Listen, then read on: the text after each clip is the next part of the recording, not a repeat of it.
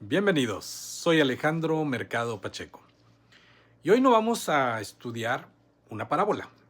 Hoy vamos a estudiar cómo deben estudiarse todas las parábolas, porque antes de interpretar correctamente las palabras de nuestro Señor Jesucristo, todos debemos aprender el idioma espiritual en el que Él enseñaba. Mateo, Mateo nos dice que un día Jesús salió de una casa.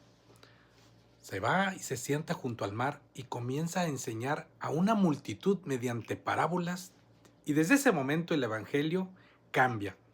Las parábolas pasan a ocupar un lugar central en la enseñanza del Maestro. Pero surge una pregunta decisiva. ¿Qué es una parábola? Y esto parece una pregunta sencilla.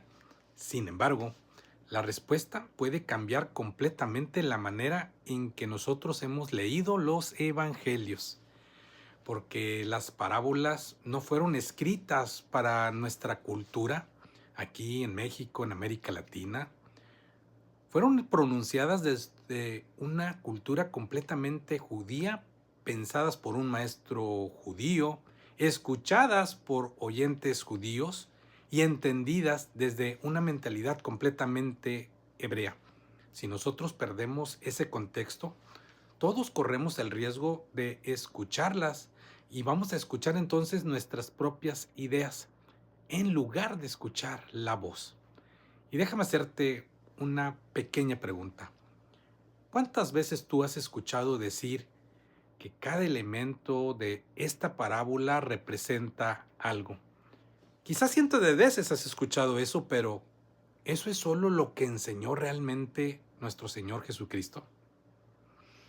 Los especialistas en judaísmo antiguo coinciden en que una parábola no era simplemente una historia bonita, era un masal, era un relato breve con una intención muy pero muy clara, con una enseñanza perfectamente definida.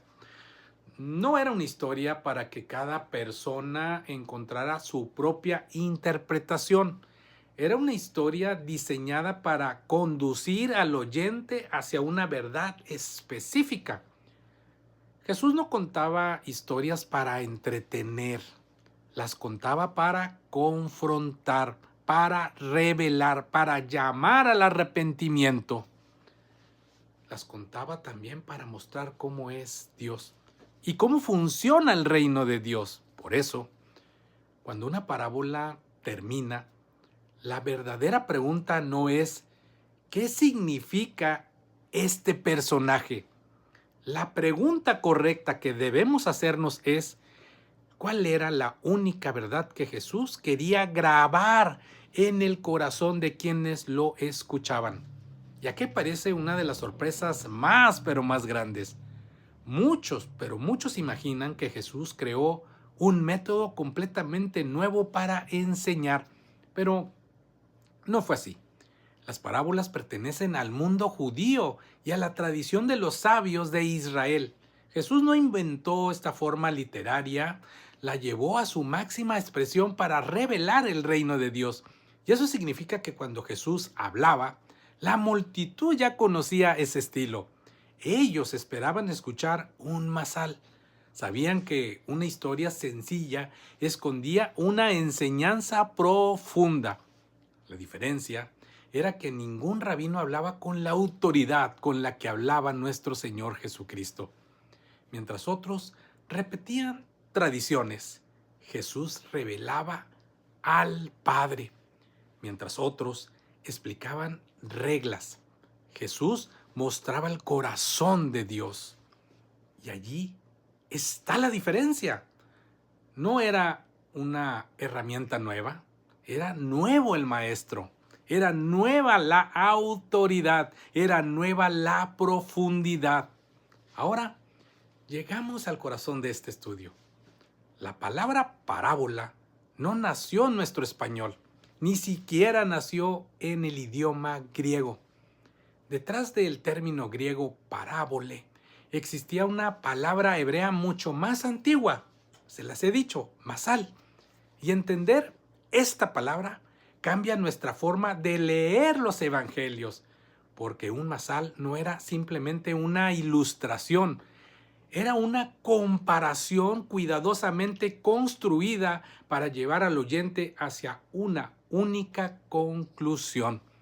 Jesús utilizaba escenas cotidianas: un agricultor, una semilla, una viña, una mujer, un pastor, un hijo. Todos eran personajes comunes. ¿Por qué? Porque Dios toma lo visible para revelar lo invisible. Dios toma lo cotidiano de nuestras vidas para mostrar lo eterno. Dios toma aquello que cualquiera puede observar para revelar aquello que nadie puede ver con sus ojos. Y ese es el poder del masal. No pretende impresionar tu inteligencia, pretende abrir tus ojos espirituales.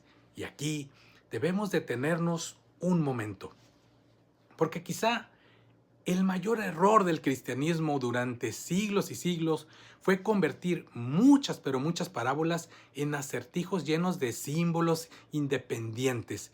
Sin embargo, este estudio enfatiza que la parábola hebrea está diseñada para conducir al oyente hacia una enseñanza central y no a múltiples significados creados por la imaginación de un intérprete.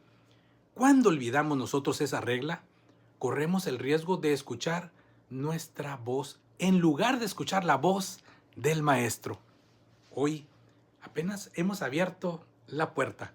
Todavía no hemos entrado en las grandes parábolas del reino.